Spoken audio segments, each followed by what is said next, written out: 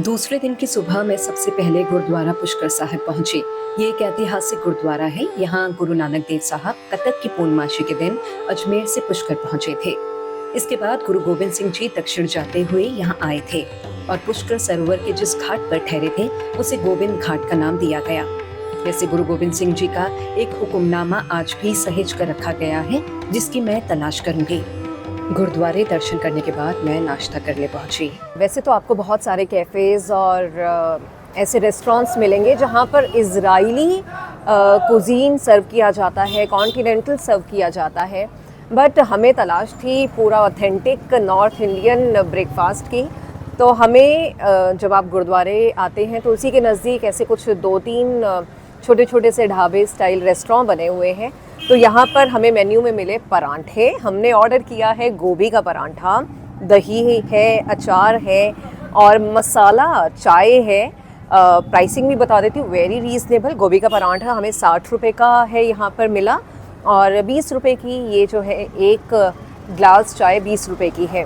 तो अब ज़्यादा देर नहीं करते क्योंकि हमें बहुत ज़ोर की भूख लगी है। तो लेट्स स्टार्ट आवर ब्रेकफास्ट। गुरुद्वारे से सीधा सीधा रास्ता पुष्कर के बाजार की तरफ जाता है। रास्ते में बोहो बैग्स दिखे जो 3-4 गुना ज्यादा कीमत पर बिक रहे थे। बाजार की तरफ बढ़ते हुए काफी विविधता दिखेगी। कपड़े, बैग्स, पेंटिंग्स देखकर लग रहा था कि टारगेट बायर इंडियन नहीं बल्कि फॉरेनर्स हैं। और 10 मिनट की वॉक के बाद मैं बराहा घाट पहुंच गई। यहाँ पहुंचते ही एक बाबा मिले जिन्होंने अपनी जबानी पुष्कर का बखान किया। सब तीर्थों का गुरु है। गुरु के भी घर ज्ञान नहीं है और ज्ञान के भी घर मोक्ष नहीं है।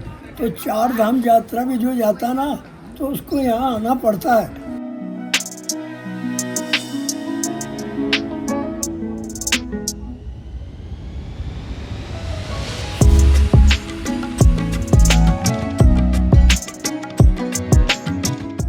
यहाँ भीड़ नहीं थी, लोग पूजा पाठ करवा रहे थे, कुछ स्नान कर रहे थे, पर मुझे तलाश थी किसी एक ऐसे व्यक्ति की जो पुष्कर के बारे में बता सके।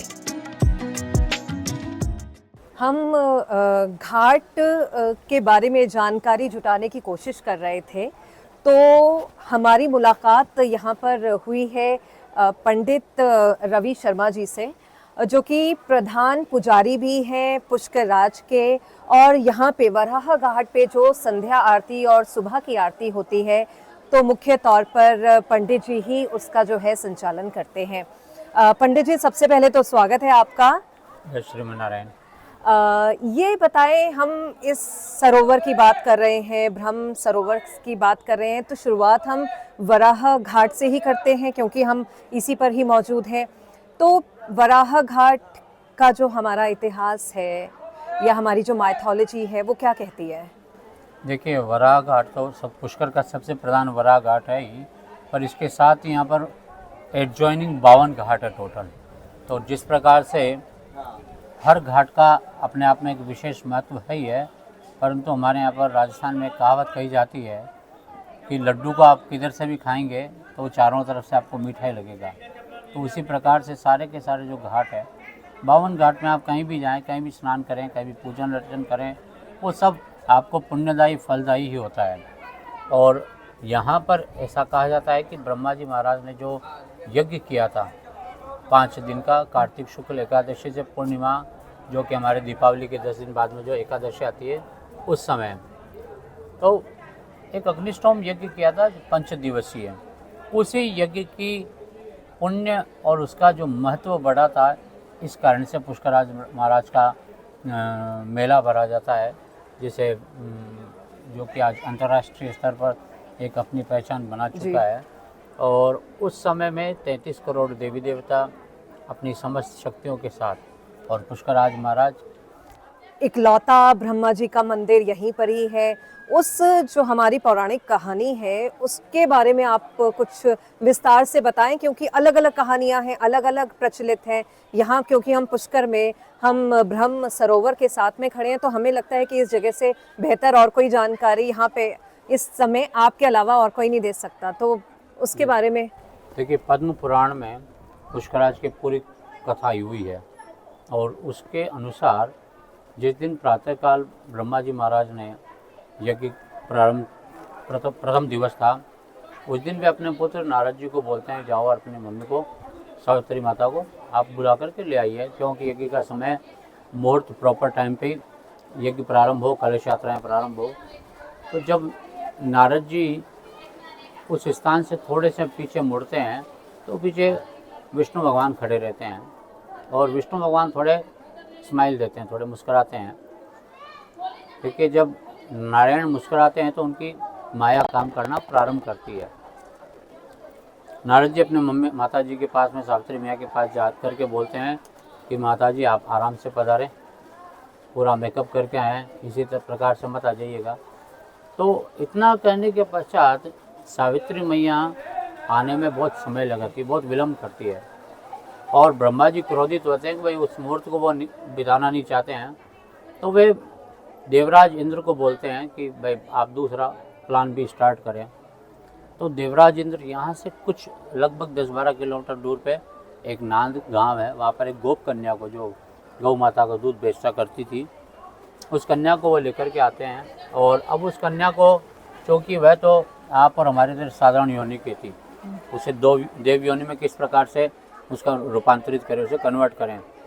तो इसी घाट पर गौ माता के मुंह में से डाल करके और योनि में से उस कन्या को 3 बार ये प्रोसेस किया जाता है, मुंह में से डाल के योनि में से निकाला गया।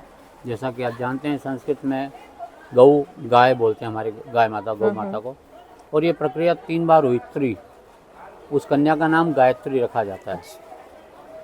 ब्राह्मणों ने उनका विवाह करवाया, विवाह के पश्चात में यज्ञ प्रारंभ हो जाता है। यज्ञ प्रारंभ होने के पश्चात कुछ समय पश्चात सावित्री माता यानी कि ब्रह्मा जी की प्रथम पत्नी, उसकी वहाँ पर एंट्री होती है और वो देखते आग बबूला होती है। भाई जिस पति के साथ जो पति कोई कर्म कर रहा है तो उसके साथ में उसकी धर्मपत्नी पास बैठती है, दूसरी बैठेगी तो वो गुस्सा होना वाजिब है। तो इस प्रकार से सावित्री मैया आकर के ब्रह्मा जी को श्राप देती है कि आपकी पूजा आराधना इसी जगह पर होगी। ब्रह्मा जी ने यहाँ पर 3 पुष्करों का निर्माण किया। प्रथम जिस पर जहाँ का आप दर्शन कर रहे हैं ये ब्रह्म सरोवर है, दूसरा यहाँ से करीबन 4 किलोमीटर पर विष्णु सरोवर है और उससे 2 किलोमीटर दूर और जाने पर रुद्र सरोवर, ब्रह्मा विष्णु और महेश, अच्छा, तीनों भ्राताओं के 3 पुष्कर यहाँ पर अपनी उसी समय की उत्पत्ति से बने हुए हैं।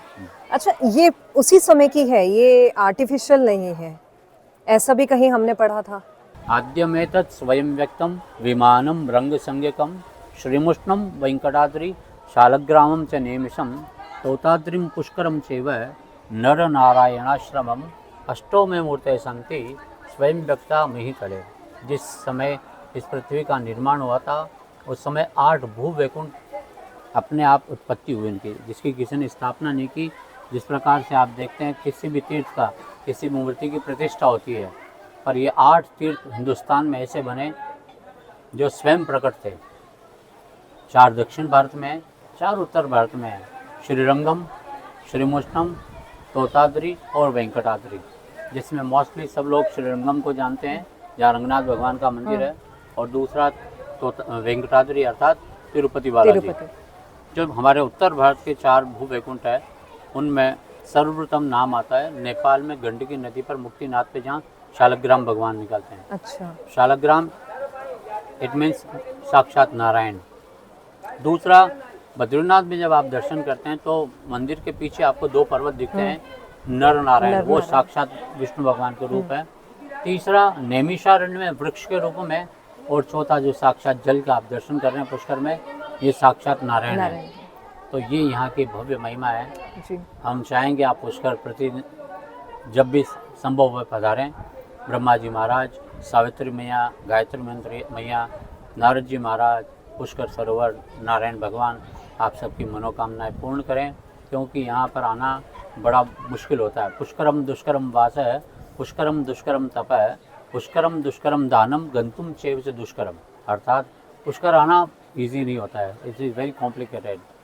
फिर यहाँ पर आकर के यहाँ का वास करना, यहाँ रहना, वो उससे भी ज़्यादा कॉम्प्लिकेटेड है।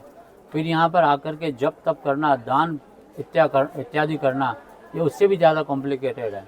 और फिर सबसे एंड में इसमें कहा गया है पुष्कर को वापस छोड़ कर के जाना, वो उससे भी ज़्यादा कॉम्प्लिकेटेड है, क्योंकि यहाँ का वायुमंडल, यहाँ की एटमॉस्फेयर इतना भव्य है कि जो एक बार यहाँ पर आ जाता है, यहाँ की खुशबू, एक सुगंध कुछ खास है। जब आप यहाँ खड़े होते हैं तो ये आपको आभास होता है, जिससे हम मुंह से बता नहीं सकते हैं, आपको स्वयं यहाँ पर आकर के उसको एक्सपीरियंस करना पड़ता है।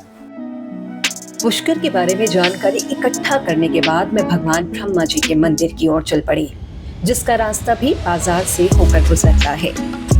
बाजार पुष्कर सरोवर के किनारे किनारे बसा है।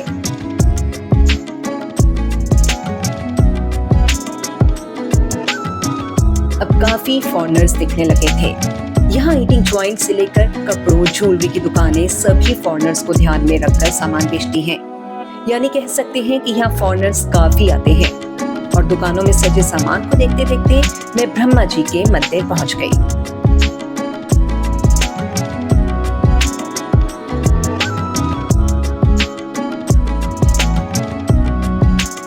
मंदिर दर्शन करने के लिए लाइन नहीं थी, लोग आराम से अंदर जा रहे थे। मैंने भगवान को भेंट करने के लिए फूल और प्रसाद लिया। तो पुष्कर का जो सबसे प्रमुख मंदिर है, सबसे इम्पोर्टेंट मंदिर है, मैं पहुंच गई हूं ब्रह्मा जी के मंदिर में। यहाँ आकर मैंने एक्चुअली प्रसाद और जो पूजा की जो एक तरीके से टोकरी है वो मैंने तो पहले ही ले ली थी और जूते भी बाहर उतार दिए थे।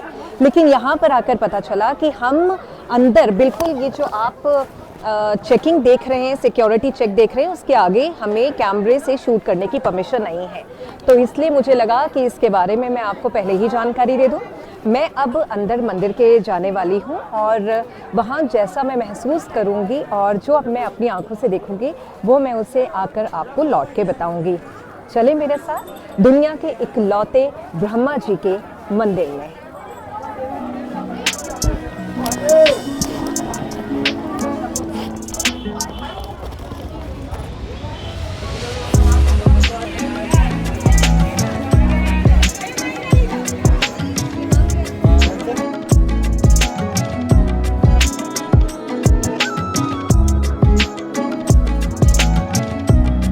इतनी भीड़ होने के बावजूद भी बड़े ही आराम से और वक्त जो है बहुत अच्छे से मिला दर्शन करने के लिए। बहुत आराम से दर्शन हुए, बहुत भव्य दर्शन हुए। ब्रह्मा जी के साथ माँ गायत्री की भी मूर्ति थी, तो एक साथ उन दोनों की ही पूजा की जाती है। यहाँ पर एक लौता मंदिर है ब्रह्मा जी का। हम उसके बाहरी तरफ जो मंदिर का गर्भगृह है उससे पहले अगर बात करें तो नीले रंग का जो है पूरा उनका एंट्रेंस था और अंदर जाके गर्भगृह में भगवान ब्रह्मा जी और माँ गायत्री की मूर्ति स्थापित थी। आप यहाँ पर आके प्रसाद चढ़ा सकते हैं, लेकिन एक ख़ास बात आप ध्यान रखें, कहते हैं कि ब्रह्मा जी के दर्शन करने से पहले, मंदिर आने से पहले आपको ब्रह्म सरोवर जाकर दर्शन करने होते हैं। पहले वहाँ जाकर आपको मत्था टेकना होता है, उसी के बाद आप यहाँ मंदिर में आ सकते हैं। आप परिक्रमा कीजिए और साथ ही में प्रसाद चढ़ाइए और यहाँ पर आइए। ज़्यादा वक्त आपको नहीं लगेगा, लेकिन मंदिर के बंद और खुलने का भी ध्यान रखिएगा। 3 बजे मंदिर दोपहर में खुलता है, हम 3 बजे के बाद ही आए हैं। सुबह भी आ सकते हैं आप, लेकिन मंदिर के बंद होने का भी एक वक्त होता है। तो पुष्कर में जो सबसे अहम है वो है भगवान ब्रह्मा जी का मंदिर। मैं यहाँ दर्शन कर चुकी हूँ, अब मैं अपनी आगे की यात्रा को जारी रखती हूँ।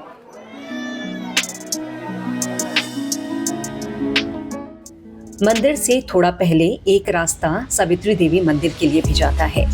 क्योंकि मैं सावित्री मंदिर जा चुकी थी, इसलिए मैं एक बार फिर पुष्कर सरोवर के रास्ते चल पड़ी।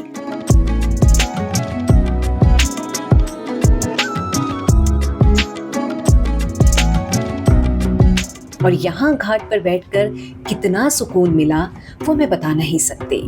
बाजार के शोर से डफली की थाप और सरोवर का पानी मन को शांत कर रहा था।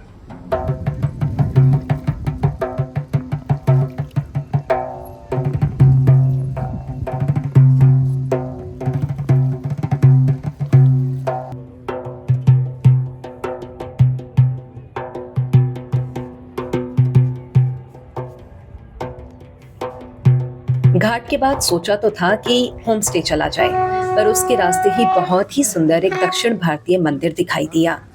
ये नया रंगनाथ मंदिर है, जिसे एक बिजनेस परिवार चलाता है। जब मैं पहुंची तभी मंदिर के द्वार भी खुले थे। लगा कि जैसे भगवान खुद दर्शन के लिए बुला रहे हैं।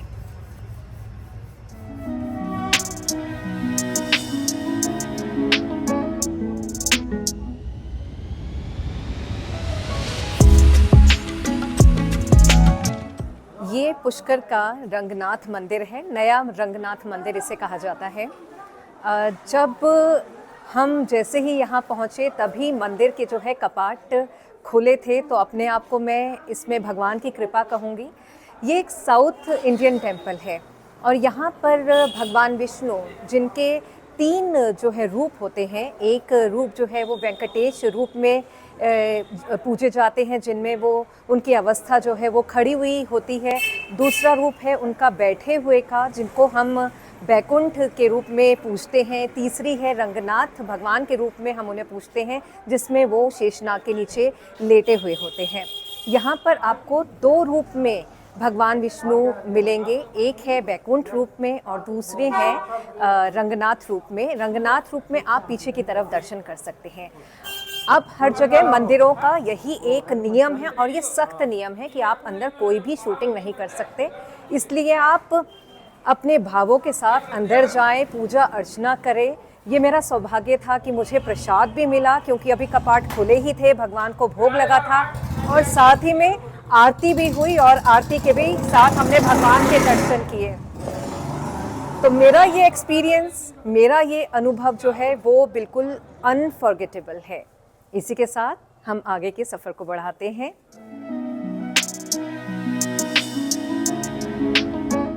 इसके बाद मैं पुराना रंगनाथ मंदिर देखने पहुंची, जो कि बाजार में ही बना हुआ है। फिलहाल यहाँ कुछ रिस्टोरेशन का काम भी चल रहा था, जिसको कुछ युवा अंजाम दे रहे थे। इस मंदिर की देखरेख भी एक बिजनेस परिवार करता आ रहा है, यानी सरकार की ये अधीन नहीं है।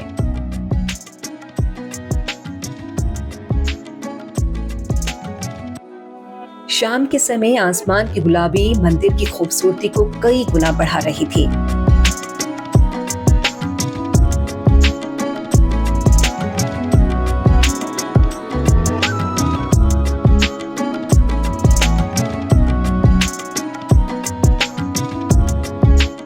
और अब पूरे दिन की थकन के बाद कुछ खाने का मन हुआ। मालपुआ पुष्कर की पॉपुलर मिठाई है, ये आपको यहाँ सबसे ज्यादा मिलेगा। बस क्या था, एक छोटी सी मिठाई की दुकान में मैं गर्मा गर्म मालपुआ खाने बैठ गई और इसी के साथ मेरा आज के दिन का सफर पूरा हुआ।